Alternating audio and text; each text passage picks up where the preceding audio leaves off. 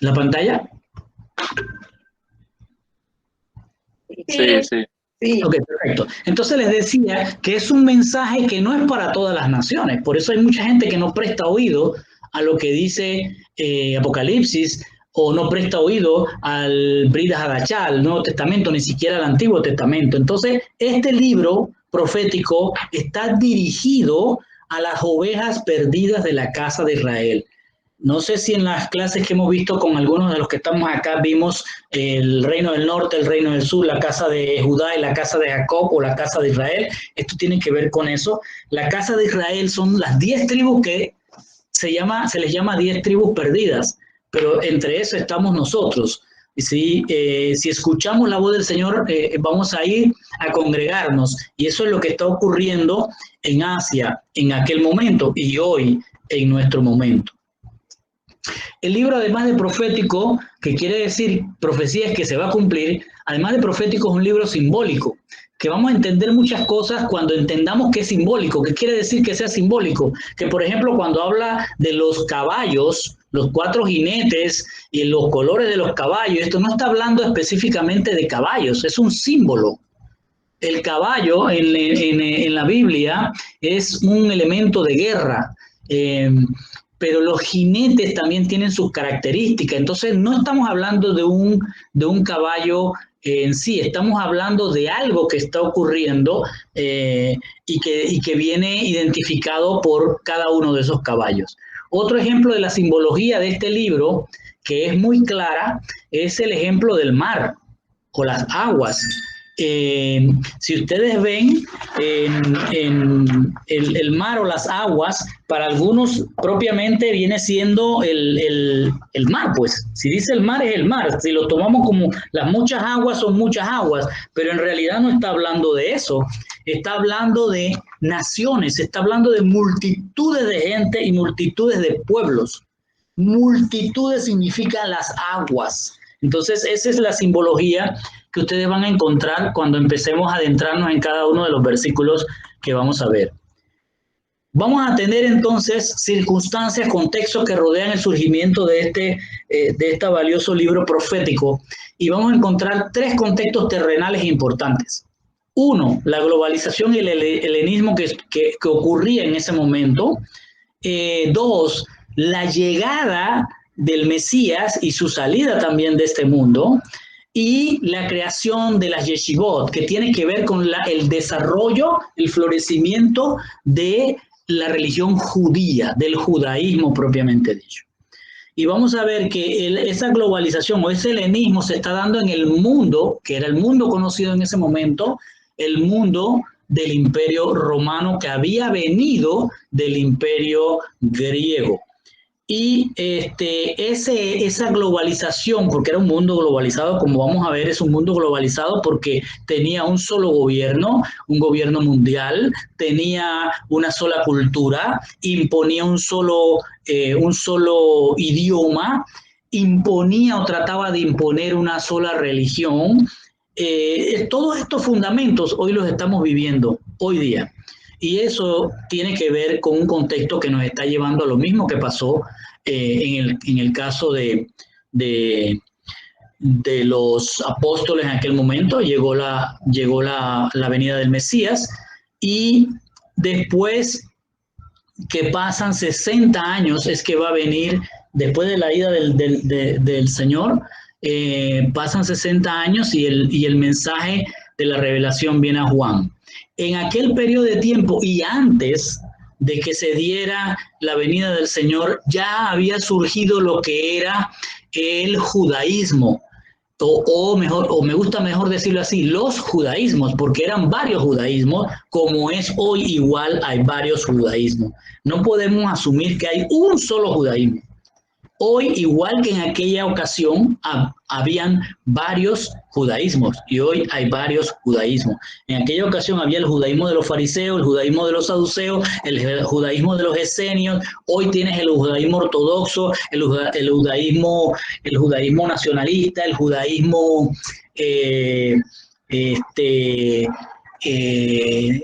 moderno.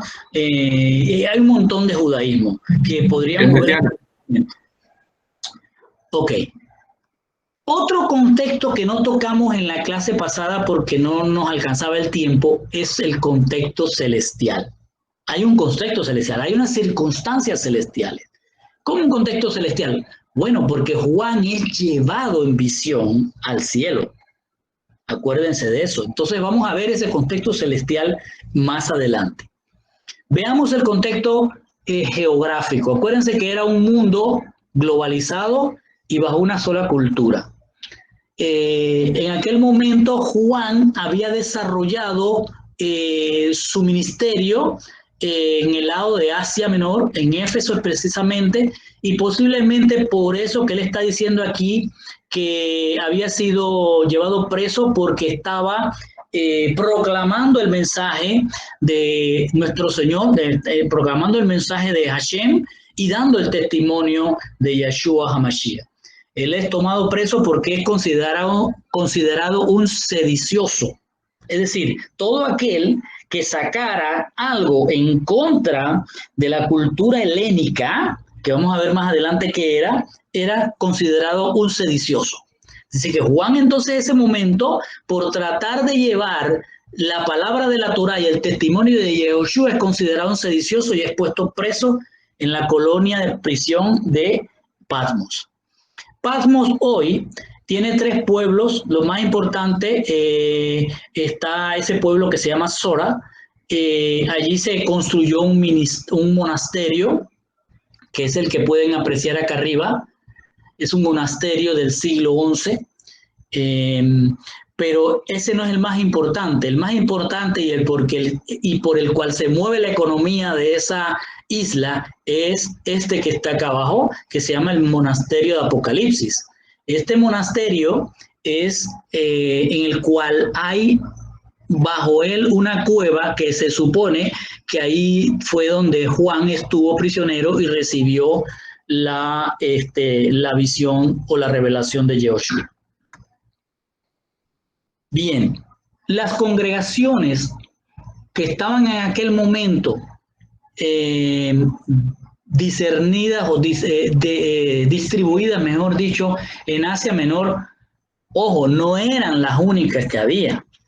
Habían muchas iglesias, pero lo interesante que mencionábamos en aquella ocasión es que las iglesias de las que vamos a ver o de las que quiso resaltar el Señor están en el centro o en el corazón de lo que era el mundo globalizado helénico de aquel momento. No sé si lo pueden apreciar acá.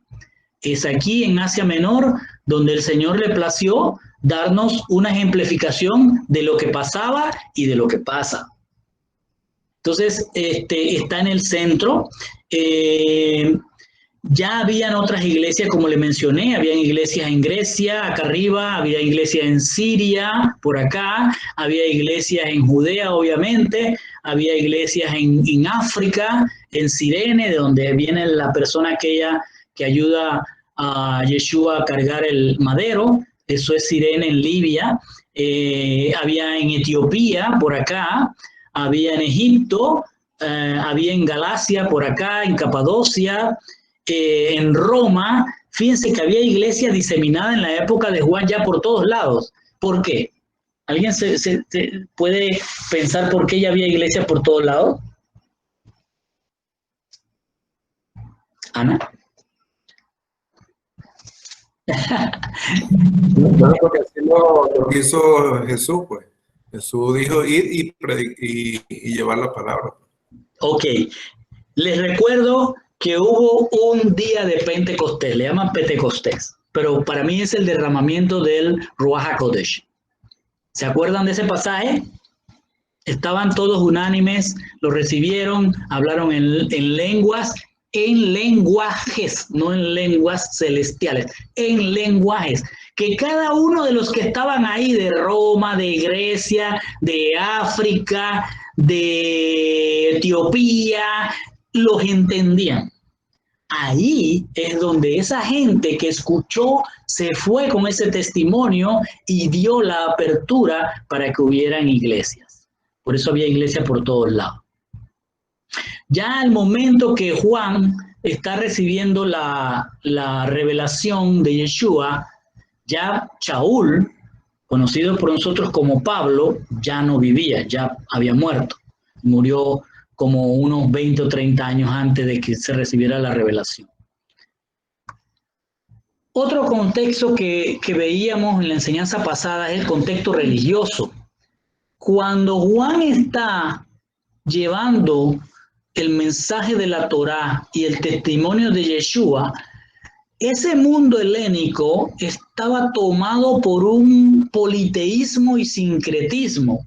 Un politeísmo porque había muchos dioses y un sincretismo porque esos dioses eran los mismos con los que había bregado, por decir así, Abraham en Ur, en los caldeos, que son estos dioses que ven abajo, también con los que José y todas las tribus se encontraron en Egipto, y posteriormente Juan y los apóstoles se encuentran con estos dioses griegos en el mundo helénico.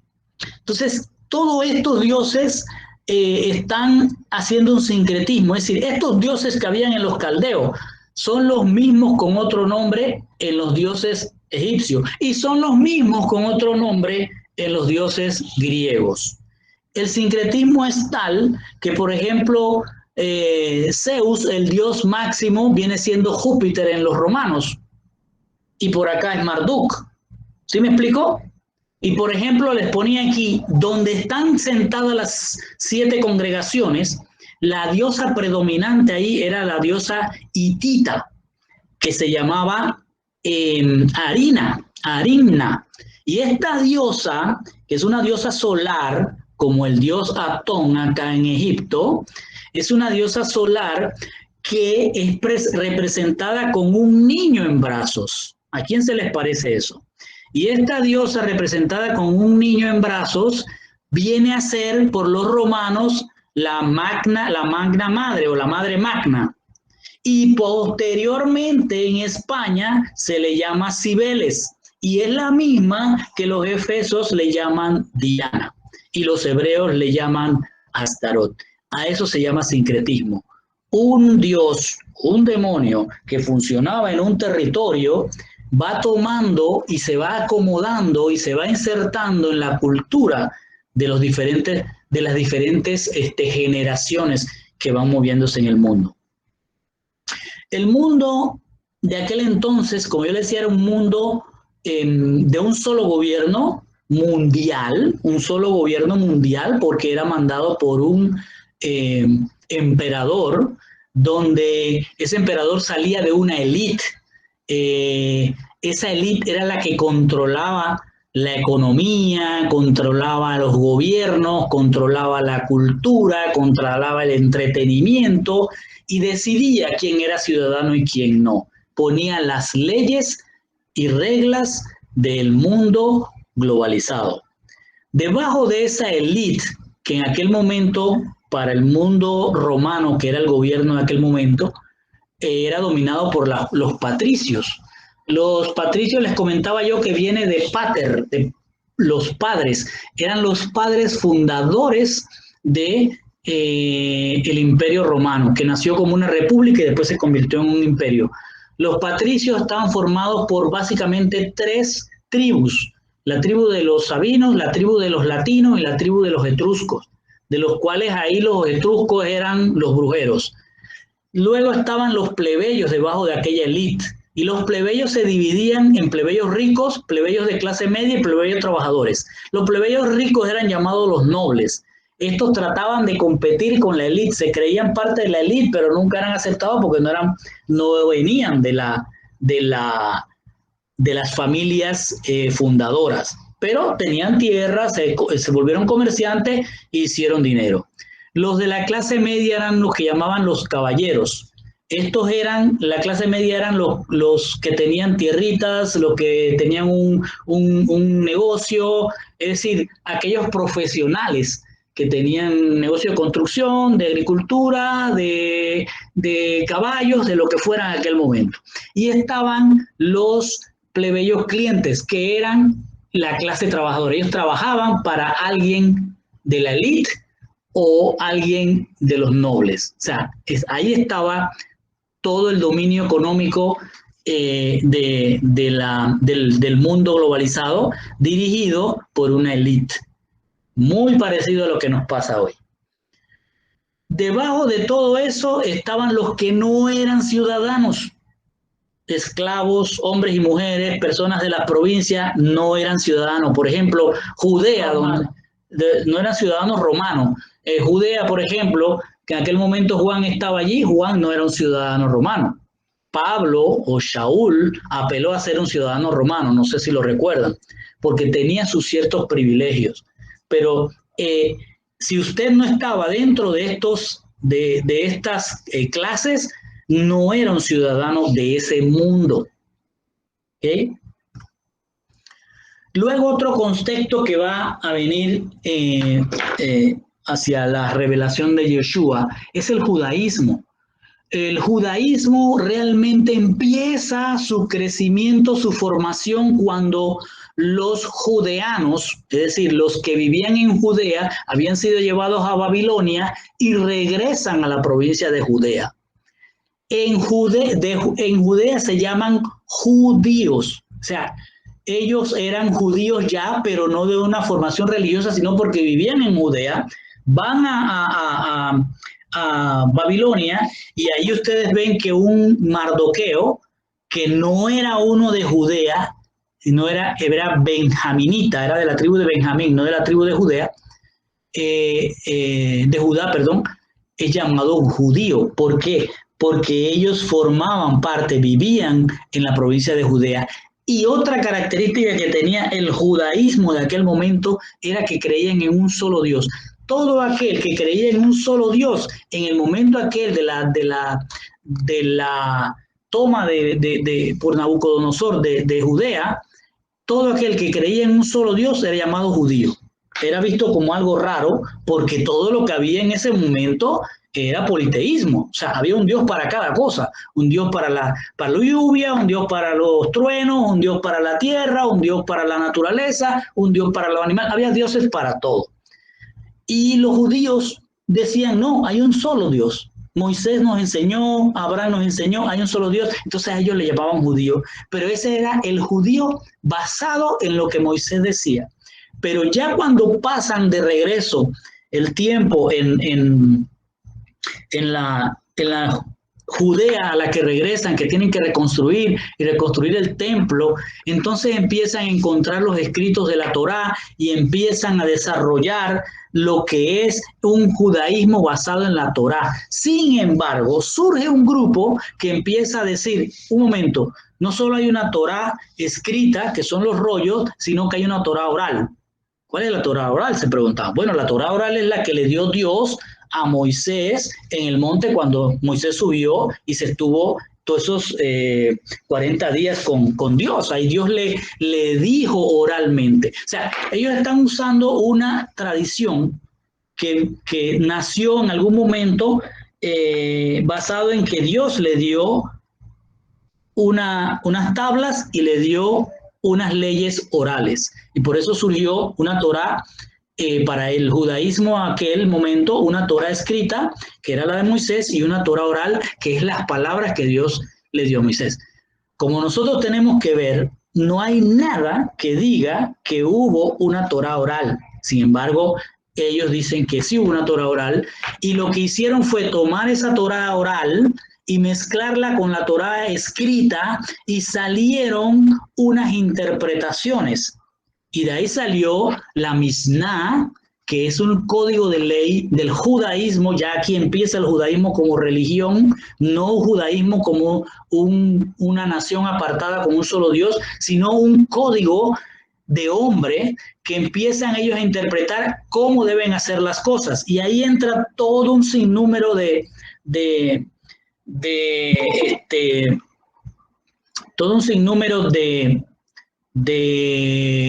argumentos e interpretaciones que van desde cómo te debes poner los zapatos, cómo debes orinar y un montón de cosas que los rabinos empezaron a interpretar. Una de las cosas que van a encontrar en lo que es el compendio de la Misná con la Gemara, que viene a ser el Talmud, con el que se rigen ellos, es que el Talmud pesa más que la Torá.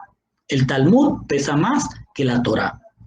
Y ellos dicen en el Talmud que un judío, que un rabino, se enfrascó en una discusión con Hashem y le ganó la discusión. Y que por tanto los judíos tienen que creerle más a los rabinos que a Dios. Esa es una de las cosas. Ahora, déjenme decirle, en el Talmud hay unas cosas maravillosas, hermosas, de cómo debe uno comportarse. Sin embargo, también existen cosas muy, muy feas. Y bueno, leímos algunas la clase pasada, pero tenemos que resaltar que hay cosas muy buenas y valiosas y cosas que nos dan luz de lo que es algunas interpretaciones valiosas de la Torá. Bueno, así dentro de aquella historia que les estoy contando del contexto histórico, surgió la halajá, que es la ley judía o la forma de comportarse o de caminar. A eso le llaman halajá, a una forma de comportarse. Y es la que hoy día rige al judaísmo ortodoxo, porque hay el judaísmo moderno que no cree ni en Dios. Para el judaísmo moderno, Dios es uno mismo, creando a Dios con acciones. Si tienes acciones malas, vas a ser un Dios malo. Si tienes acciones buenas, vas a ser un Dios bueno. O sea, en otras palabras, hay judaísmo y judaísmo. No crean que hay un solo judaísmo. Entonces, este Talmud, que es un montón de ordenanzas, tiene 6 tratados o ordenanzas, pero dentro de esas 6 tratados y ordenanzas hay un montón de libros que comprenden 524 capítulos y que se leían en las yeshivot. ¿Qué son las yeshivot? Las yeshivot viene de la palabra yeshiva, que es asentarse. Ellos, así como los ven acá, se asentaban y discutían qué era lo que Dios le había dicho a Moisés. ¿Y por qué tal cosa? Y salían unas discusiones increíbles que hoy en día siguen habiendo más. Entonces, recibían cartas donde decían, bueno, aquí tengo una duda. Entonces se reunían y decían, esto es lo que dice Dios. Y lo que decía el rabino era lo que decía Dios. Así que esa es un contexto donde podemos ver que por un lado hasta ahora tenemos un contexto geográfico de un mundo globalizado, de un orden mundial, tenemos una religión politeísta impulsando a tener diferentes dioses para cualquier cosa. Por otro lado tenemos la presión de un judaísmo creciente que va desplazando el valor y el poder de la Torá en las leyes de hombre, a las cuales Yeshua, cuando vemos en Mateo y en el Nuevo Testamento o el Brit Hadashah, cuestiona esto. Bien, otra del contexto bien importante, y es la que quizás tiene más peso hasta hoy, es el contexto cultural, que es muy difícil. Por eso, por ejemplo, culturalmente, si nosotros vamos a decirle a la gente allá en las tablas que no hay carnaval, es una locura. O sea, no lo van a aceptar, lo van a apedrear, porque eso es un tema cultural. La cultura es algo que es difícil de quitar. Es como una telaraña que usted no puede desenmarachar y ordenar. Era el contexto cultural que había en ese momento, era el helenismo, y era contra la Torá. ¿Qué significa helenismo? Viene de la palabra helenisen, en latín, que era como decir hablar en griego. Helen no viene de Helena, helenismo no viene de Helena, viene de Helen, que significa sinónimo de griego. O sea, un Helen era un griego, y helenizar era hablar como un griego. Fíjense lo que dice, hablar como un griego. O sea, tu pensamiento, tu mente es cambiada para que tú hables como un griego. Lo que está en tu corazón va a salir de tu boca como si fueras un griego. Entonces, esta cultura fue la que el enemigo, y lo digo así, fue la que el enemigo fundamentó para todo lo que es la cultura occidental que tenemos hoy. Es decir, salen en el oriente y se establece en el occidente. Hoy todos los países de habla latina tienen esta cultura. Los países del habla inglesa tienen esa cultura. Una cultura helénica. Entonces, ¿qué hace esta cultura helénica? Bueno, primero busca una globalización. Busca que todos vivan en un solo mundo, no hablando geográficamente, sino culturalmente, ¿sí? ¿Y cómo hace eso? Bueno, empieza a empujar prácticas como la pedofilia. La pedofilia en Grecia, en el mundo helénico, estoy hablando del mundo helénico, no solo Grecia, pero en el mundo helénico era algo que se tenía como bueno. Los adolescentes, los jovencitos eran tomados por personas maduras, personas adultas, y eran tomados como adoctrinamiento sexual. Y con eso el joven a sus 18 años o su mayoría de edad podía decidir si quería seguir siendo una persona teniendo relaciones con un adulto de su mismo sexo, o podía buscar una mujer o hacer una familia diferente. Eso era algo legal. Y los filósofos, ustedes pueden leerlo en la internet, pueden buscar qué era la práctica que ellos hablaban en cuanto a... Y no dice la palabra pedofilia, ojo, no dice la palabra, pero ustedes lo pueden buscar.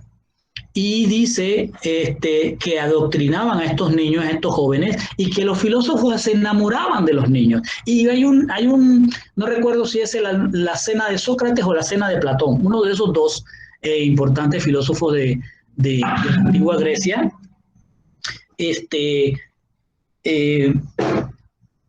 hablaba en una cena, reunieron todos esos filósofos y empezaron a hablar de cuál era el amor eros. Eros Eros dicen que era un dios, pero si ustedes leen, les invito también a que busquen a Eros.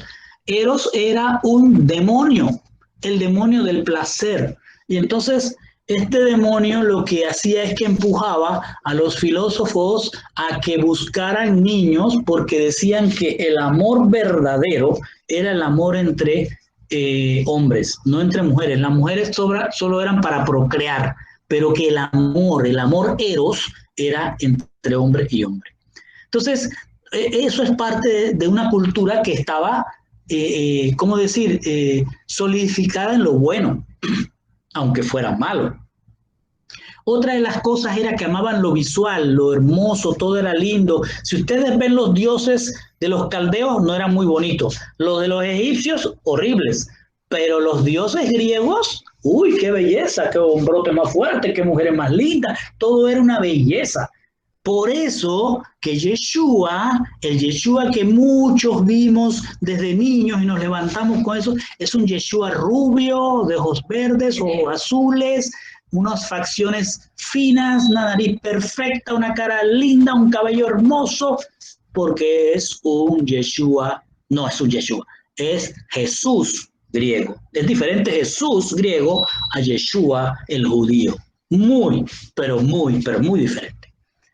Entonces, esta cultura lo que empieza es a cuestionar la creación. Los filósofos empezaron a cuestionar la creación de Dios. Y por eso hemos llegado al Big Bang y hemos llegado a un montón de cosas, porque eso se basó en la ciencia y la filosofía.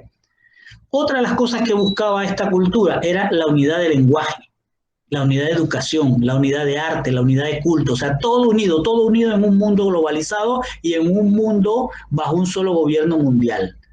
El lenguaje no es en el sentido de que tú hables un solo idioma, ojalá lo lograran y todo el mundo hablar un solo idioma, pero en aquel momento el griego se impuso tanto que, aunque nos conste que los que caminaron con Yeshua griego eran con Yeshua el judío, eran judíos también, los trataron de convertir en griegos, al grado de que la Torá la volvieron griega, o sea, la escribieron en griego. El Nuevo Testamento, que fue hecho en griego, en hebreo, lo pusieron en griego. Entonces, todo lleva a que tiene que ser mentalmente transformado el hombre. Después de los 7 años, fíjense, los niños pasaban de depender de sus padres al Estado. El Estado lo tomaba y de ahí para adelante eran educados para ser guerreros. Había una organización militar en donde los jóvenes eran maridos, es decir, 2 jóvenes guerreros, pero eran marido y mujer, por decirlo así. Es decir, hoy no es eso así, pero los niños apenas se apartan y entran a la escuela, el Estado es el que domina con sus culturas, con sus libros, con sus maestros, con todo lo que el Estado quiera meter en la cabeza de esos niños, pues eso viene del helenismo. Otra de las cosas es que el poder lo tienen unos pocos, pero te conceden. Tú puedes hacer lo que tú quieras en tu casa, pero el poder lo tiene la élite, y la élite es la que dictamina qué es lo que se puede y no se puede hacer en el mundo globalizado. Lo más importante, y es lo que decía, el helenismo no buscaba en aquel momento afincarse en el territorio. Si tenían el territorio, qué bueno, sino tentar las mentes para cambiarlo y que aceptaran lo bueno como malo y lo malo como bueno. Si ustedes quisieran ver lo que hizo el helenismo, tendrían que leer un poco lo que es el libro de Macabeos. Ahí se van a dar cuenta cómo el helenismo presionó y mató.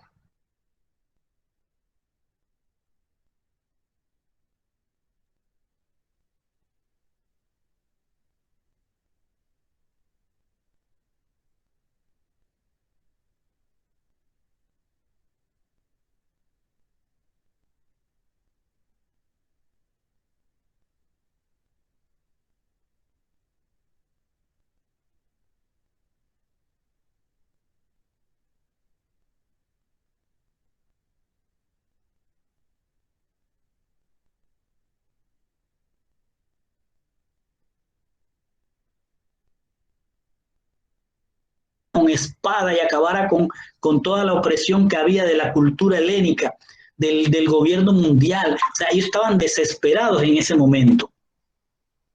¿Hay alguien tratando de entrar? Denme un segundo.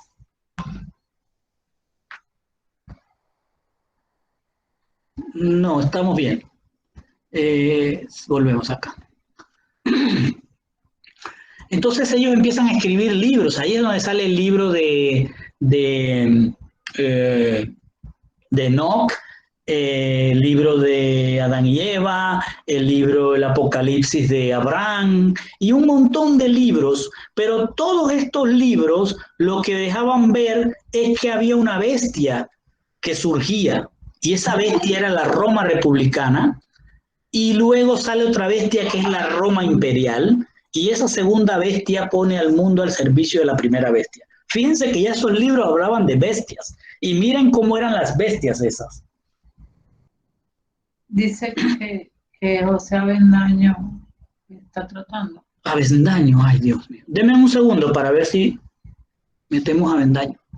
Dile que intente otra vez. Ah, aquí está. José Avendaño. Ya lo metí. Dile que te avisen ahí todo el que no. Ok.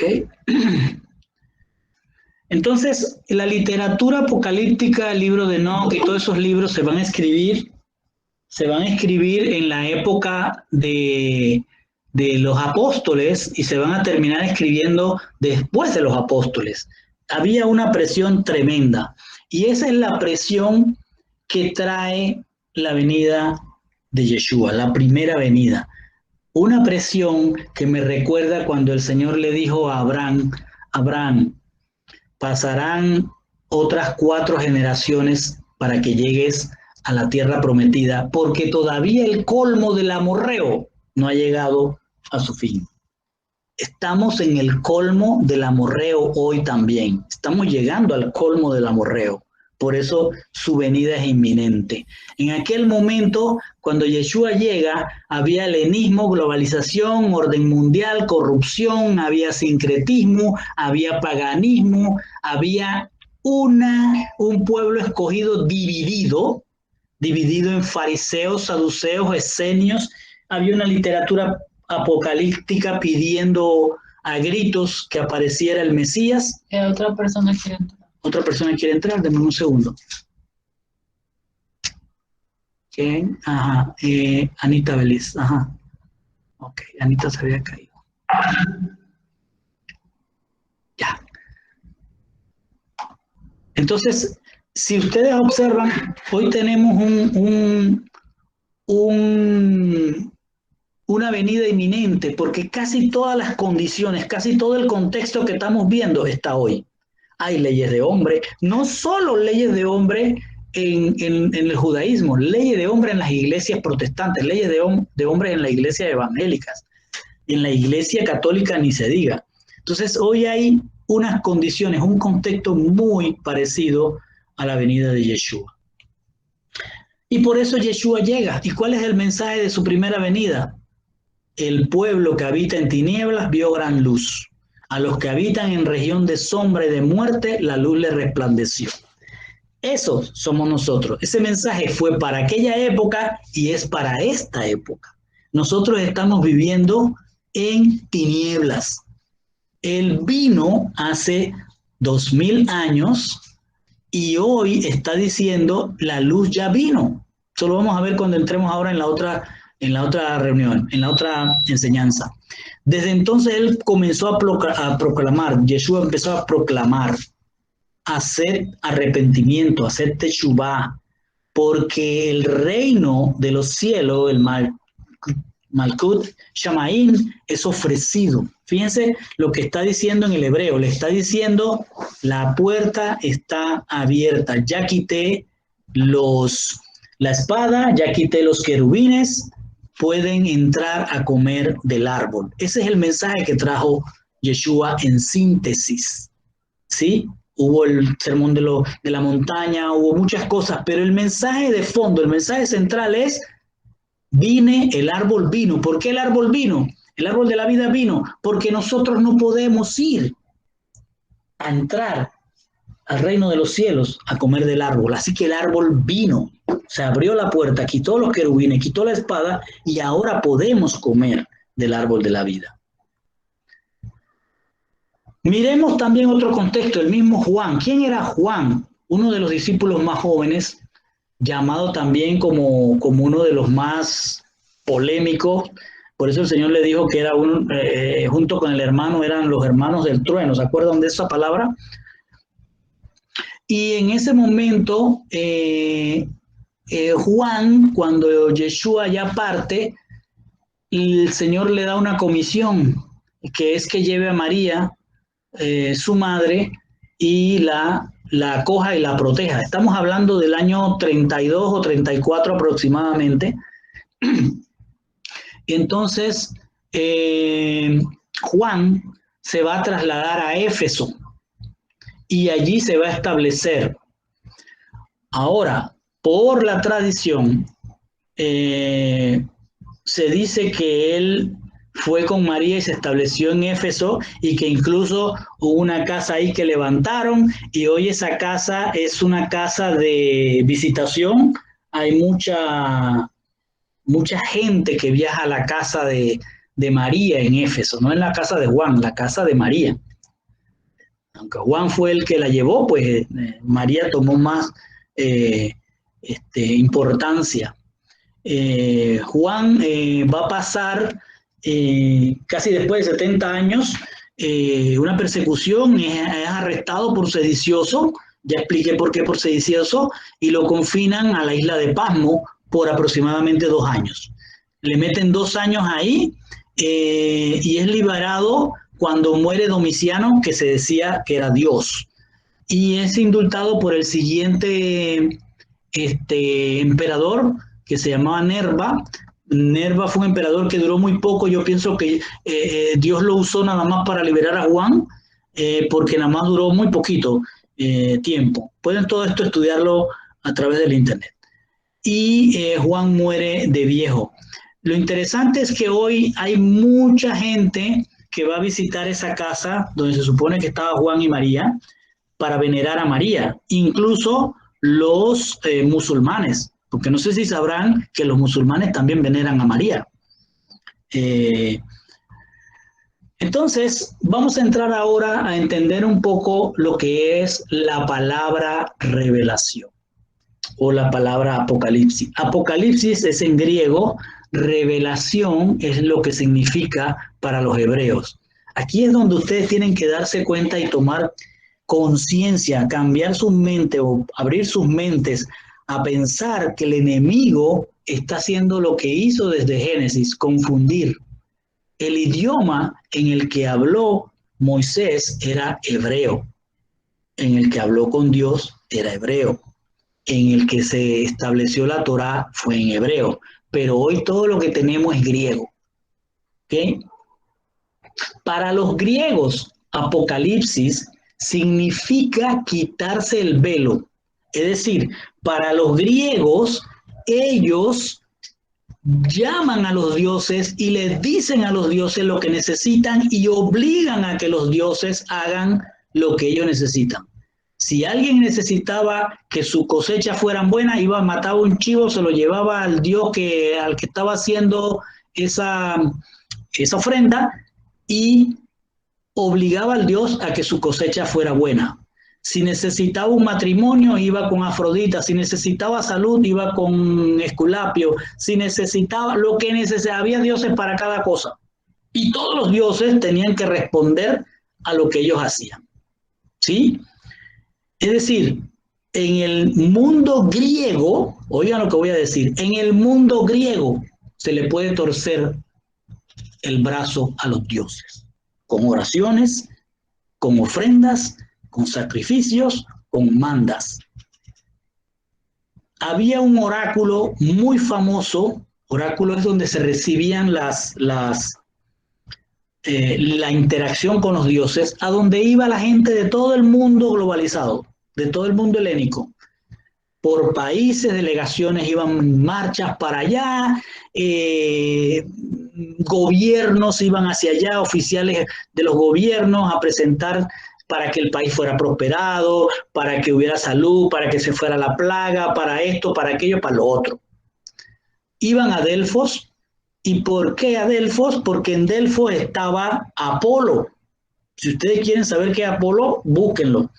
Porque era el dios de la belleza y todo lo relacionado con ella. Era el dios de la música, las artes plásticas, era la luz, era la curación, era la profecía. ¿Hay alguien entrando? Ponga en el chat que si hay alguien entrando, que avise primero en el chat que va a entrar. Déjenme ver si entró alguien, por favor.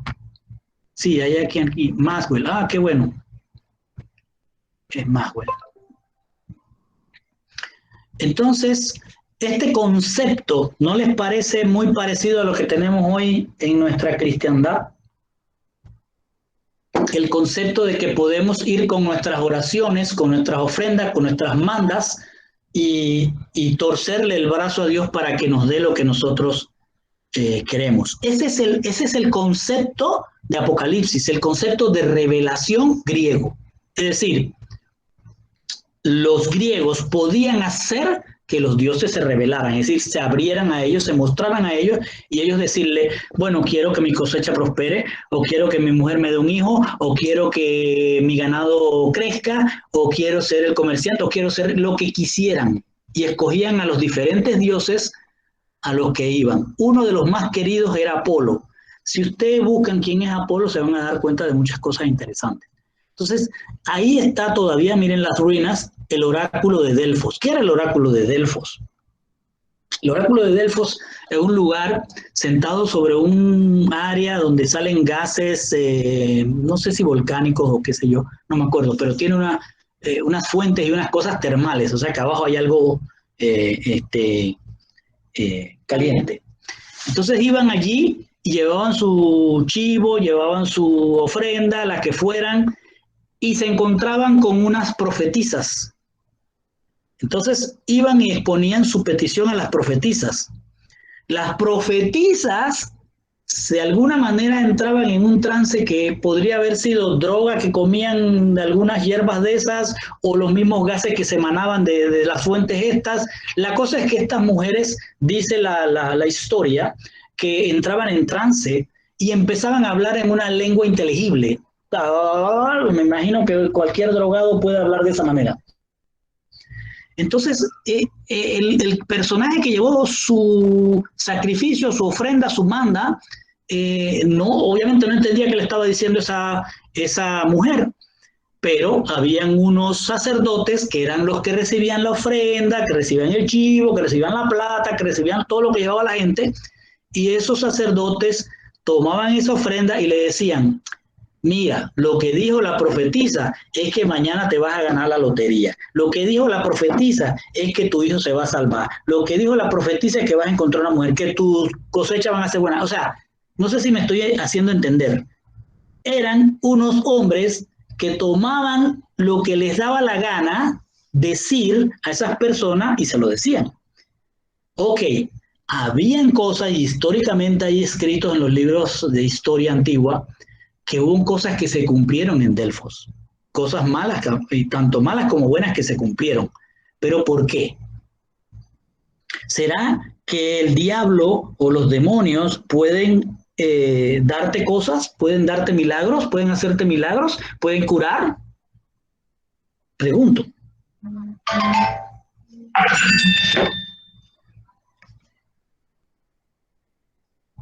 ¿Alguien me puede contestar? ¿Pueden los demonios hacer eso? Pues la respuesta está en la Biblia. En Mateo 4:8 dice, y le mostró, ¿quién le mostró? El demonio. ¿A quién? A Yeshua, todos los reinos del mundo y la gloria de ellos, y le dijo, todo esto te daré. Los demonios, esos dioses a los que los griegos decían torcerle los brazos, todos esos dioses pueden dar cosas materiales, las pueden dar. Así que no nos extrañe que hoy la gente vaya al oráculo aquí en Panamá, al oráculo de Portobelo, y reciban milagros. ¿Sí? O no sé, en Perú qué oráculo puede haber, qué lugar pueden ir la gente y pagar mandas y hacer cosas y recibir milagros. En cambio, el concepto griego de Apocalipsis en el mundo hebreo es el concepto de revelación, es el concepto diferente en el cual Dios, si le place, se revela a los humanos. No al contrario, el humano no puede hacer que Dios se revele. Dios se revela si le place, como vemos acá. Él escoge a quién revelarse. No el hombre escoge a qué Dios hacer que se revele. No sé si me estoy explicando.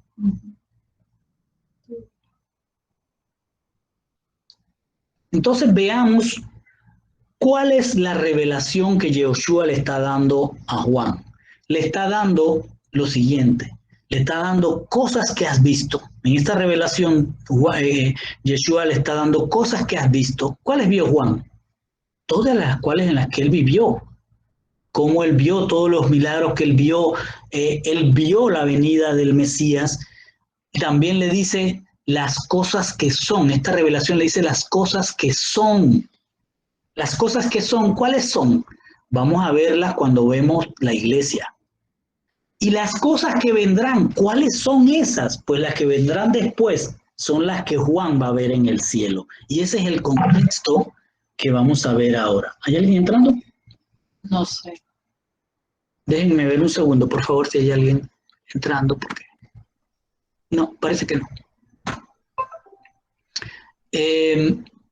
Vamos a ver el contexto del cielo, o sea, las cosas,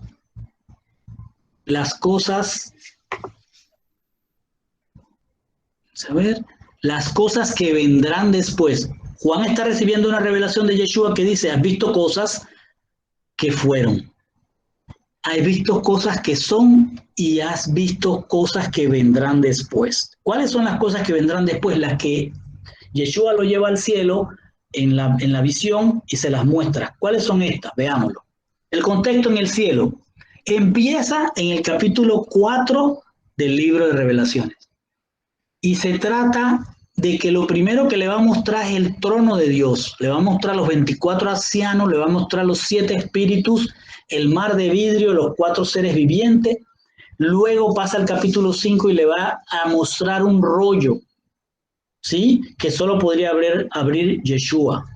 y a partir del capítulo 6, ese rollo es abierto. Y el primer sello que muestra que se abre, sale el caballo blanco, en el segundo sello sale el caballo bermejo, en el tercer sello sale el caballo negro, en el cuarto sello el caballo amarillo, en el quinto sello baja el altar, bajo el altar hay unas almas de los creyentes. Dice que no ha podido entrar Samuel. Samuel, ok, déjenme ver si... Aquí está, Isadora está aquí. Easy. Es Easy, pero no veo a Samuel. Dile que intente.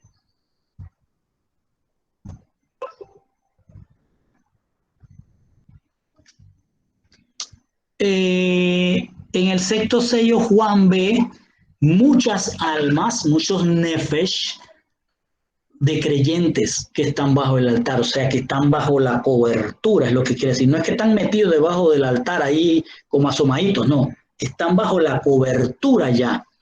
En el sexto sello, Juan ve desde el cielo un gran terremoto, un sol negro, una luna como sangre, de estrellas que caen, el cielo se desvanece y ese es el gran día. Ese es el Yom del Señor, el día del Señor. No es un domingo, es el día del Señor. Y el día del Señor es un proceso. Vamos a verlo cuando entremos más a detalle. Luego en el capítulo 7, Juan va a ver los 144,000 y la multitud con ropas blancas. También no voy a entrar a detalles, solo le estoy diciendo en resumen lo que es el contexto en el cielo de lo que está viendo Juan. Fíjense que todo empieza en el capítulo 4 con una presentación, luego hay un rollo en esa presentación y luego se abre ese rollo y empiezan a abrirse los sellos. Se abren 6 sellos primero y después se abre el séptimo y se hace un silencio. Y después hay 7 ángeles, 7 trompetas. Y viene un terremoto. Entonces ahora empiezan las trompetas. Fíjense todo el proceso que está pasando. Y en esas trompetas que viene granizo, fuego, sangre mezclado, lanzado a la tierra, la hierba es quemada, 1/3 de los árboles es quemado. Luego suena una segunda trompeta y una montaña en fuego es lanzada al mar. Luego habrá una tercera trompeta y una estrella ardiendo cae sobre los ríos. Una cuarta trompeta y el sol es herido. Aquí se va poniendo la cosa bien complicada. El sol es herido. Estas son las cosas que le dice a Juan que van a venir. Viene la quinta trompeta y una estrella cae a la tierra. ¿Cuántas estrellas van ya? Cuéntela. Viene una sexta trompeta y 4 ángeles y su ejército de 200 millones, imagínense, vienen a la tierra. En el capítulo 10, Juan está viendo todo esto, cosas que vendrán. El libro ya está abierto. El ángel hace que Juan coma el libro. Vamos a ver todo eso después. Luego van a venir 2 testigos. Fíjense en toda esta vorágine de cosas que están sucediendo, salen 2 testigos, como que todavía con lo que está pasando la gente no está haciendo caso y Dios tiene que mandar 2 testigos. Luego está lo de la mujer y el dragón, luego están las 2 bestias. Acá, eso hasta el capítulo 13 es que aparecen las 2 bestias. Todo lo que ha pasado, o sea, que no esperen que las bestias se manifiesten. Las bestias ya están, pero no se van a manifestar como el anticristo y el profeta. Después están otros 144,000.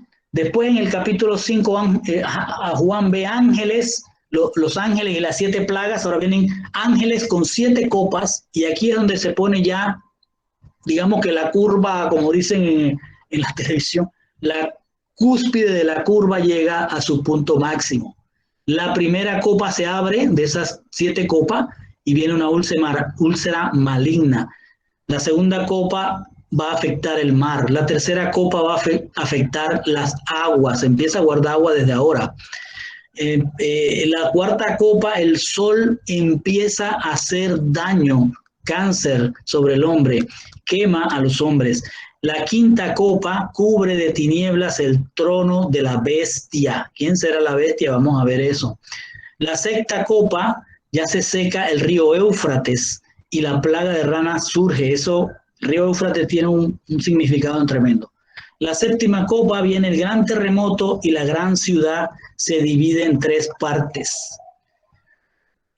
Juan ve la gran ramera. Vamos a ver quién es la gran ramera.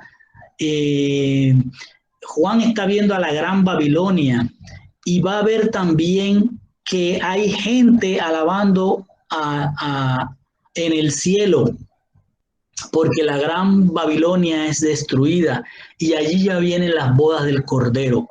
Juan empieza a ver el final de su visión cuando mira el reinado de Yeshua con su iglesia, con su asamblea y todos sus santos, sus apartados, su nación apartada, van a reinar por 1000 años. Vamos a ver qué es eso.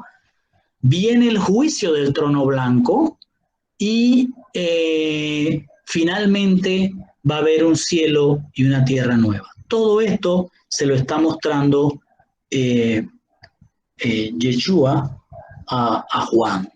Un poco difícil, déjenme tomar un poquito de agua porque esto estuvo grueso, estuvo pesado. Miren, el libro de Bereshit y el libro de Apocalipsis, el libro de Génesis y el libro de Revelaciones se unen. Con el libro de Génesis, la humanidad comienza en el Gran Edén. Con el libro de Revelaciones, parte de la humanidad regresa al Gran Edén. Parte. En el libro de Génesis, la humanidad come del árbol del otro conocimiento. Lo que veamos Génesis mañana, vamos a ver, aprender qué es eso. Comen del árbol del otro conocimiento. Y estamos comiendo hoy día del árbol del otro conocimiento. En el Apocalipsis, en la Revelación, la humanidad podrá comer del árbol. Podrá, fíjense que digo podrá, porque puede que no quiera. Podrá comer del árbol de la vida. En Génesis, la humanidad se le cierra la puerta del Gan Edén. En Revelación, a la humanidad se le abre la puerta del Gan Edén. En Génesis ocurre la primera muerte. En Apocalipsis, en Revelación, ya no habrá muertes. En Génesis se inicia la maldición. En Revelaciones se termina la maldición. En Génesis, el diablo es el tentador de la humanidad. En Revelaciones, el diablo es enjuiciado. En Génesis, la humanidad sufre. En Revelaciones, Dios enjugará toda lágrima de los ojos humanos. En Génesis, la humanidad vive en una Eretz, en una tierra corrompida, en un mundo corrompido. En Revelaciones, la humanidad podrá vivir en una tierra nueva. Entonces, hermanos, ¿estamos en tiempo ya? No. Ok, perfecto.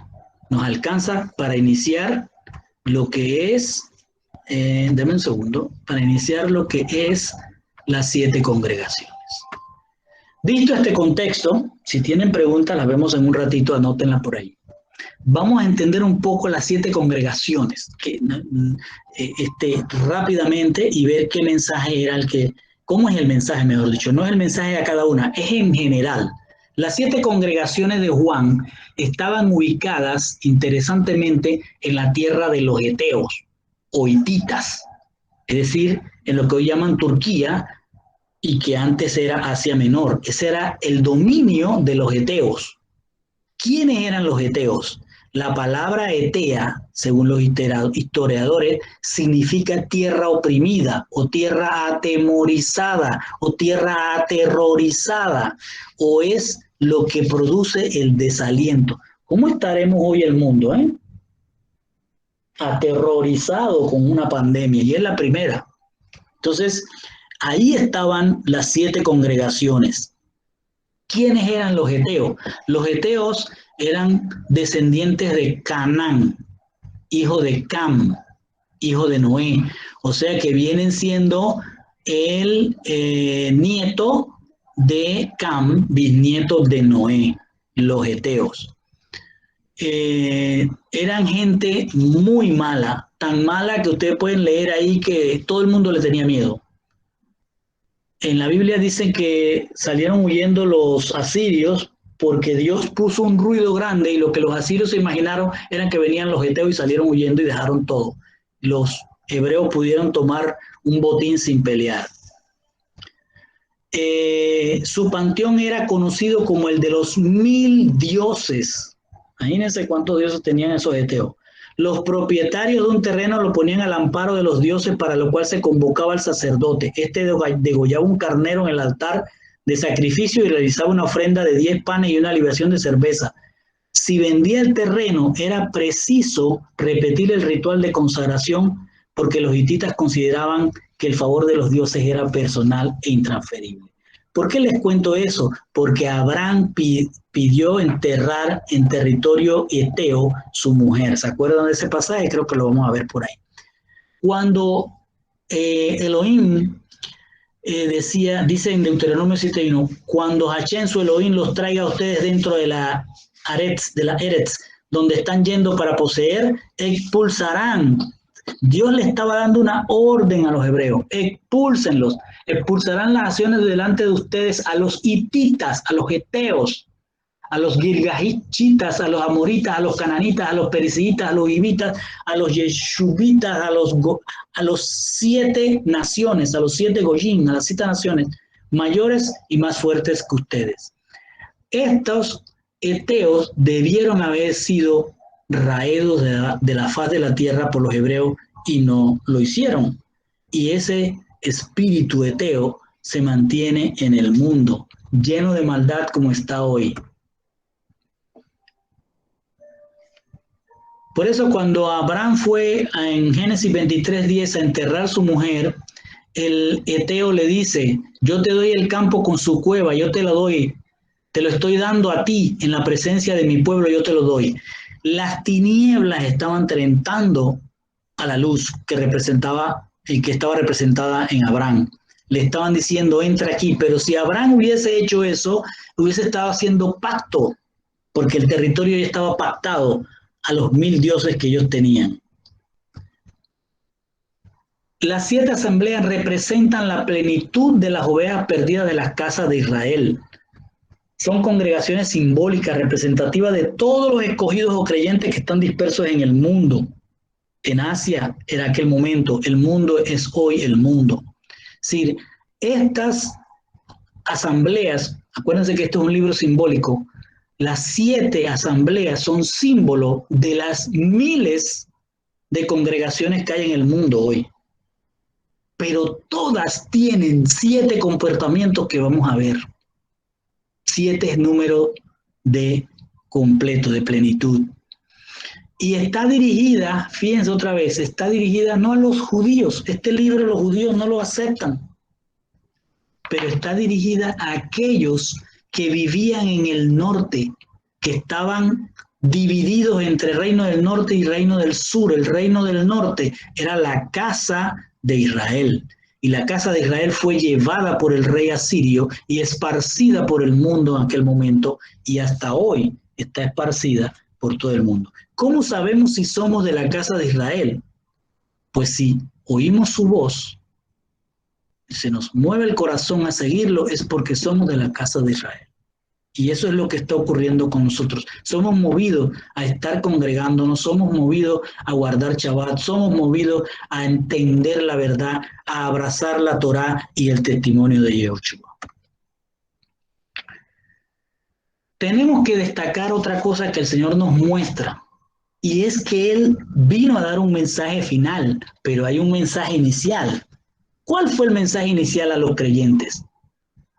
Cuando Shaul, Pablo, 30 años antes de que viniera la revelación a Juan, ya estaba llevando mensaje, ya habían iglesias. Y fíjense lo interesante que Dios me muestra, que había un mensaje igual a 7 congregaciones.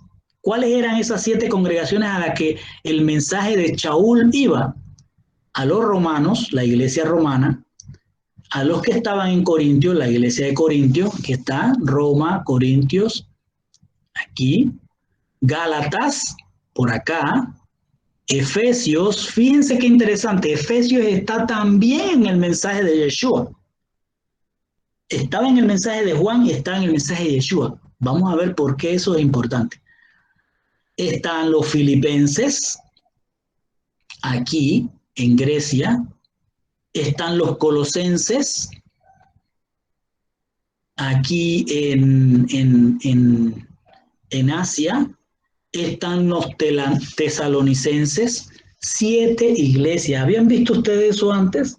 Ya había un mensaje a 7 iglesias. Si usted se lee los mensajes que está dando Pablo, vamos a ver cuáles eran. El mensaje de Shaul, de Pablo, voy a tomar nada más 3 iglesias. Esta es Éfeso, la última.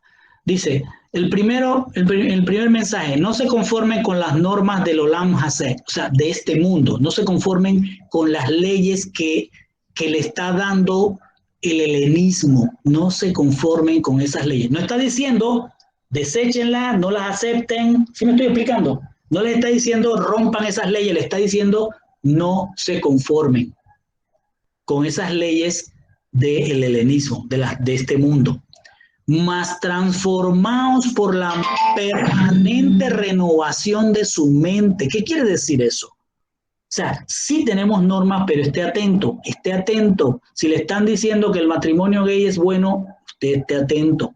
Si le están diciendo que es bueno que los niños vean tal o más cual cosa de Disney, esté atento.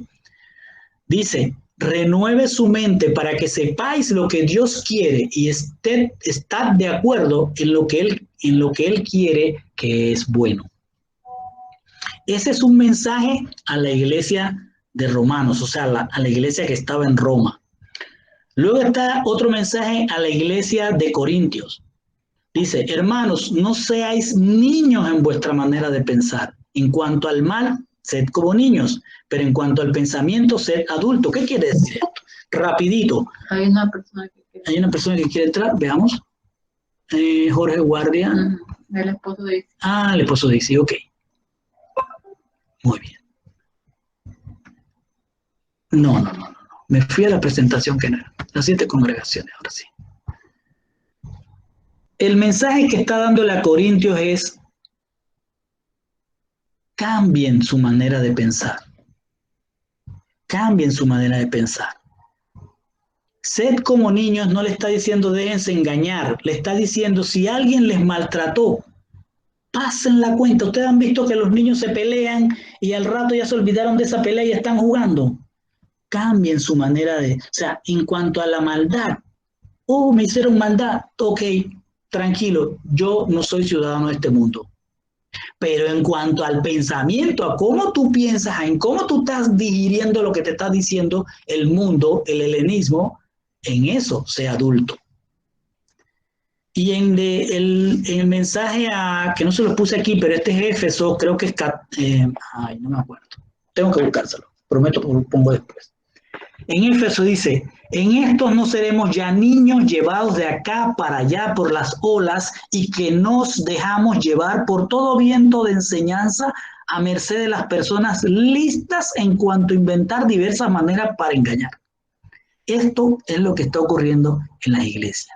Llegamos, nos sentamos en una congregación y oímos toda clase de cosas que nos dicen que no está sustentada en la Torá ni en el testimonio de Yeshua, y nos dejamos engañar. Por eso el mensaje que dio Shaul a las primeras iglesias fue: maduren, maduren. Entonces, dado ese mensaje, recibido ese mensaje, Yeshua entra entonces ahora con su mensaje, y el mensaje de Yeshua es: yo soy el camino y la verdad y la vida. Nadie viene a la eternidad sino por mí. Yo soy la puerta. Si a través de mí algún hombre entra, él será salvo e irá adentro y hallará pastos. El mensaje de Yeshua, a diferencia del de Pablo que te dice madura, aquí te dice, ¿ya estás maduro? Pues se te acaba el tiempo. Decide, ¿sigues comiendo del árbol del otro conocimiento o vas a tomar el camino a la puerta para comer del árbol de la vida? Ese es el mensaje de Yeshua. ¿Qué revela este mensaje que Yeshua da? Primero le va a hablar a una iglesia, después a otra, pero si nosotros miramos desde arriba todo el mensaje, ustedes se van a dar cuenta que hay un mensaje que va dirigido a un mensajero que puede cambiar las cosas o no. Y va dirigido también es otro mensaje a una congregación que tiene oído, que puede estar en esa iglesia, pero que podemos ser nosotros también. Ojo. Una congregación que tiene oídos es una congregación que madura, que ha madurado o está en proceso de madurar. ¿En qué? En el conocimiento de la verdad. Y esa congregación se apartará de comer del árbol del otro conocimiento y comerá del árbol de la vida. Eso es lo que está hablando el mensaje. El mensaje va primero a una iglesia que pierde el primer amor. Vamos a ver qué es eso cuando hablemos de eso. Y van, fíjense, si ustedes pueden observar, de Éfeso, que es el central y que es hablada, que le dicen madura en la primera parte con Pablo y que con Yeshua le está diciendo, ahora decídete a dejar de comer del árbol del otro conocimiento y come del árbol de la vida. Le está diciendo ahora a Éfeso, la está tomando como punto de partida. Puedes ir hacia arriba o puedes ir hacia abajo. Si vas hacia arriba, vas a ver que te vas a encontrar una Esmirna pobre. Vas a ver una Sardis que en lo que hace se está incompleto. Pero vas a ver una Filadelfia que se convierte en una iglesia sin mancha. Empiezas pobre, pero vas tratando de completar y terminas completa. En cambio, si pierdes el primer amor y empiezas a tolerar a Isabel, ¿cómo se llama en español? La mujer de acá. Jezabel. Tolerar a Jezabel, vas a ver de qué se trata eso. Esa iglesia empieza a caer. Se va a convertir en una iglesia que es ni fría ni caliente, y Yeshua le llama la desgraciada. Y termina siendo el trono de Satanás. Eso es lo que el mensaje está revelando. En otras palabras, y en palabras bien cortas, la iglesia, si escucha el mensaje, puede ir hacia arriba o puede ir hacia abajo. Puede convertirse en una iglesia sin manchas, como puede convertirse en el trono de Satanás. Entonces, ahora sí vamos a iniciar. No sé si me alcanza el tiempo. Ya se nos quedan unos minutos. Vamos a iniciar el libro de Revelaciones. Y vamos a leer el capítulo 1, empezando en el versículo 1. La Gilyana, o sea, la revelación en hebreo de Yeshua HaMashiach, de Yeshua el Mesías, que Adonai, nuestro Eloa, nuestro Dios, le entregó para manifestar a sus siervos las cosas que deben suceder pronto, en breve. Y las simbolizó, comunicó al enviar a través de su malach, de su mensajero, a su siervo Johanán. ¿Qué nos dice este versículo? Lo que nos está diciendo el versículo es que Dios es Yeshua. O sea, es como si aquí pudiéramos entender, si lo leemos muy a la ligera, Dios, el Padre Eterno, el Señor barbudo, vestido de blanco, el gran anciano, le entrega a Yeshua, el joven, un mensaje, y ese joven se lo va a dar a Johanán. No, no es así. Es la plenitud de la deidad, Elohim, el que se manifiesta a través de Yeshua en una corporeidad, se manifiesta corpóreamente, porque Dios, dicen algunos, no tiene cuerpo, pero el cuerpo de él, la corporeidad es Yeshua. Es Yeshua, es Dios el que va a mandar el mensaje. O sea, no es un mensaje que Dios le dio a Yeshua para que se lo diera a un ángel, para que se lo diera a Juan. No, el mensaje viene de Hashem, que es Yeshua, corpóreo, se lo va a dar a Juan. Y dice, el cual ha dado testimonio del Logos. ¿Quién está dando testimonio del Logos? Tenemos que leerlo otra vez. A su Ebed, a su siervo Juan, el cual ha dado testimonio del Logos de Hashem, nuestro Elohim, y del testimonio de Yeshua HaMashiach. Oigan eso, o sea, el mismo testimonio, el Logos, los griegos le dicen Logos, Dios, le decían, el Logos es el origen de todas las cosas, pero trataban de ponerlo como que el origen de todas las cosas era algo que no se puede conocer. Pero Logos, para los hebreos, es Dios. Y para nosotros el mensaje es claro, Dios se manifiesta en una corporeidad que es Yeshua. Y le dice, que es interesante esto, le dice, felices el que lee y los que oyen las palabras de esta profecía. O sea, nosotros tenemos que sentirnos gozosos de que estemos estudiando este libro. Y dice, miren lo que dice, los que oyen la palabra. ¿Qué significa oír la palabra? Significa guardar. ¿Qué significa guardar? Vigilar, retener, obedecer.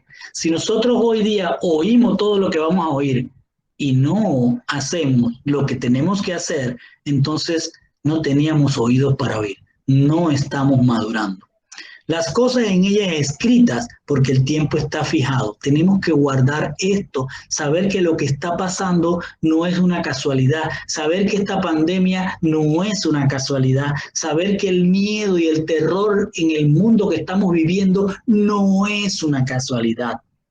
Las cosas están escritas, porque el tiempo está karov, está fijado. Ya hay un tiempo fijado. ¿Quién lo sabe? Ni los ángeles lo saben, pero las señales que estamos viendo nos están indicando que el tiempo fijado se está acortando. Luego dice del 1 al 15, en Revelaciones 1, 4 al 5 dice, Yohanan a las 7 congregaciones. ¿A qué congregaciones le está hablando? ¿A las congregaciones que nada más creen en la Torá o a las congregaciones que creen en la Torá y en el Mesías? Le está hablando a las congregaciones que guardan la Torá y que creen en el testimonio de Yeshua.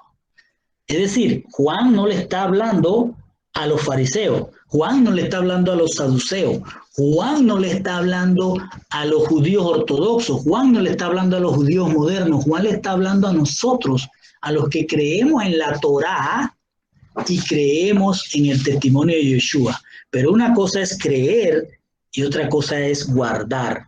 Guardar significa hacer lo que dice.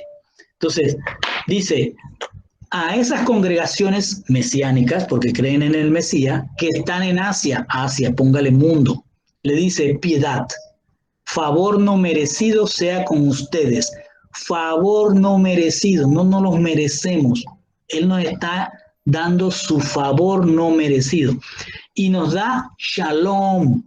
A nosotros hoy día decimos shalom muy ligeramente, pero shalom no es esa paz, de paz, hermano, no tienes pelea, no.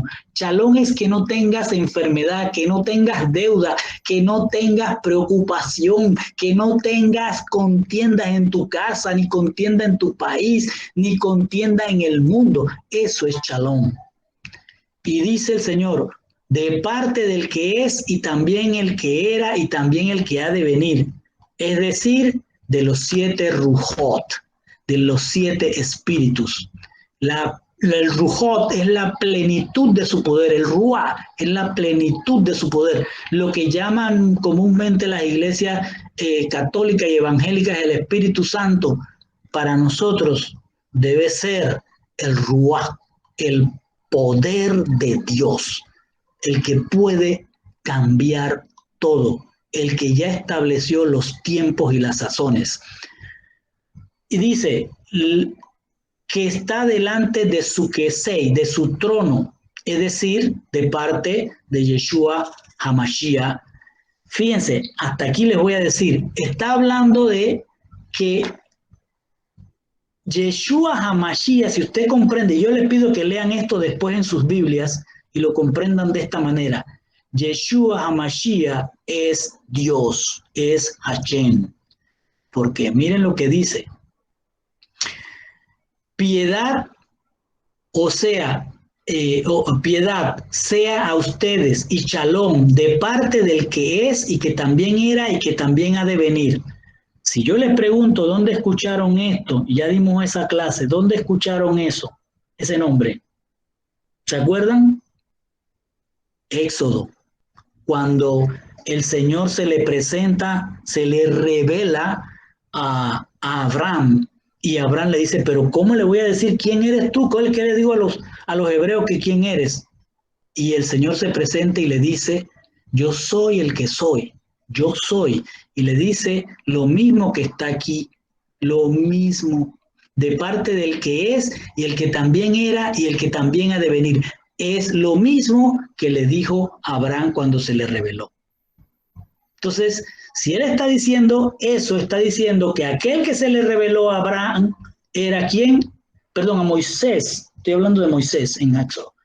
Se le reveló a Moisés, ese que se le reveló a Moisés era Yeshua también, solo que no estaba en la corporeidad en ese momento.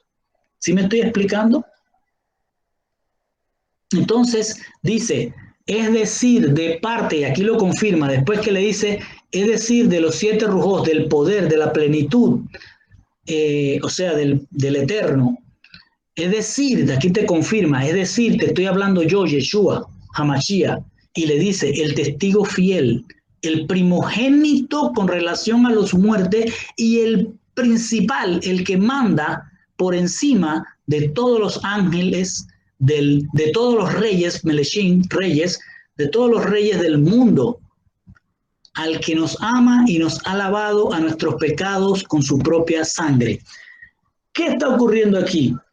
Primero, aquí está hablando de él y aquí se está presentando tal cual se le presentó a Moisés.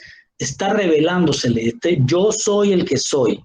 Es lo mismo que ocurrió en Éxodo porque él es un caballero. Primero se presenta. O sea, esto es como si te escribieran una carta y te habla fulano de tal, ¿te acuerdas que yo soy aquel que Está hablándole de esta manera, se está presentando. Y dices a continuación, él nos hizo reyes y sacerdotes para Hashem, nuestro Elohim, su Padre, es decir, de donde procede. A Hashem, nuestro Elohim, sea la gloria y autoridad, el imperio, ahora y siempre. Amén. Ahí termina ese versículo 6. Es decir, cierro con esto aquí. Es una presentación, el inicio del mensaje es una presentación y muestra los 7 rujot, la plenitud que él nos quiso mostrar, porque esos son 7 poderes que nos está presentando, pero Yeshua no tiene 7 poderes. Hashem no es de 7 poderes, no tenemos ni imaginamos siquiera el poder del Todopoderoso, del Eterno.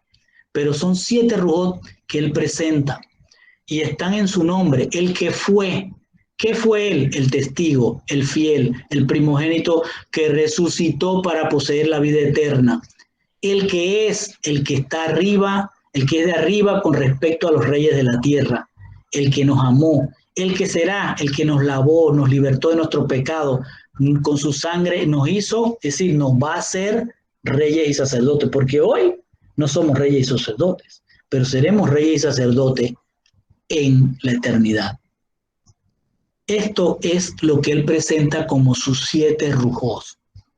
Testigo, fiel, primogénito, el Dios de arriba, el que nos ama, el que nos lavó, o sea, nos libertó del pecado y el que nos hará reyes y sacerdotes. Termino aquí porque ya se nos acabó el tiempo.